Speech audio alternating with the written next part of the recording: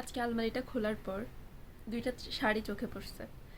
তো যে দুইটা শাড়ি আমাকে আমার জীবনের স্পেশাল দুইটা পুরুষ মানুষ দিয়েছিল।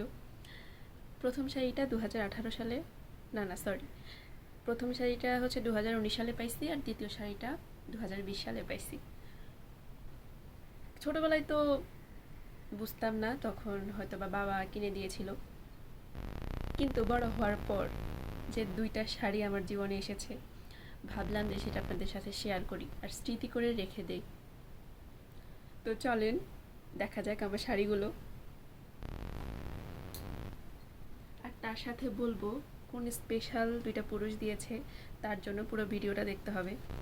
এই যে এই শাড়িটা আমার জীবনের প্রথম শাড়ি, তা অনেক স্পেশাল মানুষ দিয়েছে। আর এই শাড়িটা আমার প্রথম দেখাতে অনেক বেশি ভালো লেগেছিল।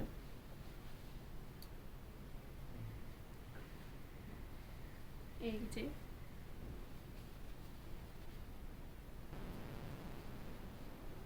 কাতান।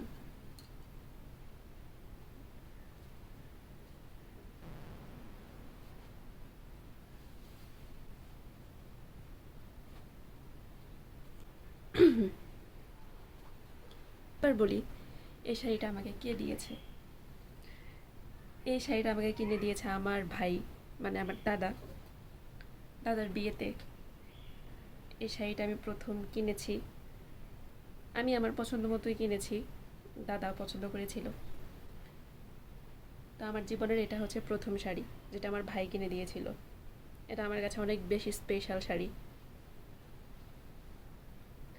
এই শাড়ি নিয়ে মানুষ কত কী বানাইছিল ভগবান, এটা আমার এখনও মনে আছে। আমার ভাইয়ের জায়গায় অন্য আরেকজনের নাম বসাইছে, যে এই শাড়িটা আমাকে অন্য আরেকজন মানুষ দিয়েছিল। কিন্তু না, এটা একদমই মিথ্যা ছিল। এটা আমার দাদা আমাকে কিনে দিছে। লাল দেখছে তো ভাবছে কে না কে কিনে দিছিল মানুষজন। উফ, কি বলবো মানুষজনের কথা।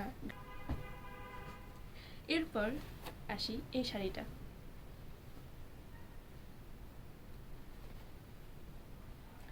এই শাড়িটা আমার কাছে আরেকটা স্পেশাল শাড়ি।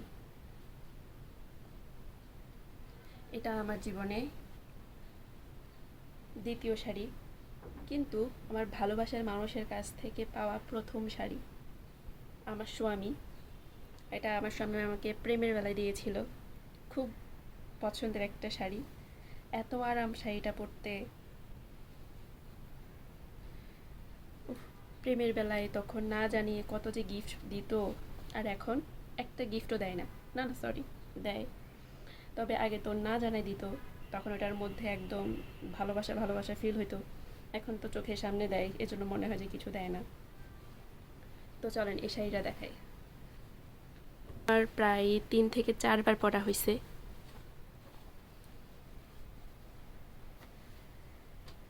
অনেক সফট, এটাও কাতান, সুন্দর। তো আমার এই শাড়িগুলো কেমন লেগেছে জানাবেন, আর আপনাদের জীবনের স্পেশাল শাড়িগুলো অবশ্যই শেয়ার করবেন যাতে আমরাও দেখতে পারি। তো সবাই ভালো থাকবেন, বাই।